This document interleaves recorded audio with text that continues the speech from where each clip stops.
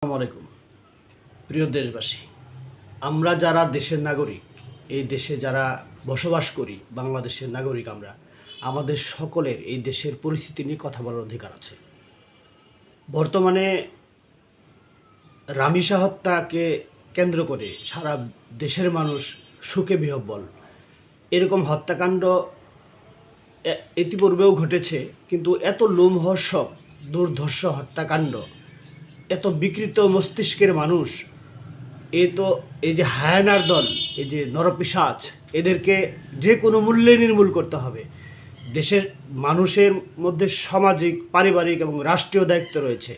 এই দায়বদ্ধতা থেকে মানুষের আরও সচেতন হওয়া দরকার, আরও মানুষকে, আরও সমাজকে, এই রাষ্ট্রকে আরও সক্রিয় হওয়া দরকার। এটা সমাজ থেকে নির্মূল করতে হবে।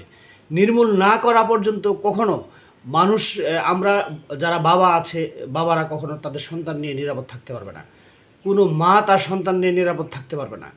এটার এই দায়বদ্ধতা, এই প্রজন্মটা এসেছে কোত্থেকে? এরা কখন তৈরি হয়েছে? দেশে ধর্ষণ খুন খারাপি থাকে, আমাদের দেশে এত বেশি পরিমাণ ধর্ষণ খুন খারাপি হচ্ছে, যেটা ইতিপূর্বে আরও হয়েছে কিনা আমি জানি না। একের পর এক আমেনা, জমিলা, এরা সবাই শিশু ছিল, কিশোরী ছিল। ইরাকে হত্যা করা হয়েছে এক 7 বছরের শিশুকে। তাবাসসুমকে হত্যা করা হয়েছে ধর্ষণ করে এই 5 বছরের শিশুকে।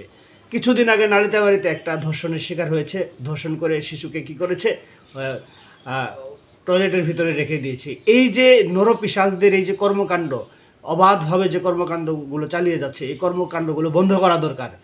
কিভাবে বন্ধ হবে?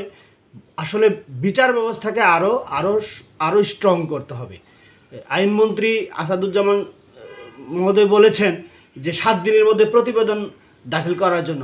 এখানে 7 দিন সময় নাই। ওনাকে প্রকাশ্যে, এই ধর্ষক সোহেল রানাকে প্রকাশ্যে, রাসেলকে প্রকাশ্যে এনে তাকে প্রকাশ্যে ফাঁসি দেওয়া দরকার। মানুষ দেখুক, 2-1টা নজির এরকমভাবে দেখলে তাহলে মানুষ ভয় পাবে।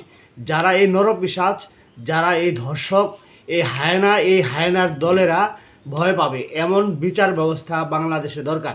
অন্তত একটা নজির দেখান। এই যে রামিসাকে হত্যা করা হয়েছে, রামিসার ব্যাপারে নজিরটা দেখান, যে রামিসাকে হত্যা করার ফলে, ধর্ষণ করার ফলে এমন এই দুর্ধর্ষ কাজের কারণে তাকে প্রকাশ্যে ফাঁসি দেওয়া হচ্ছে। সবাই দেখছে, এমনভাবে তাকে ফাঁসি দেওয়া দরকার।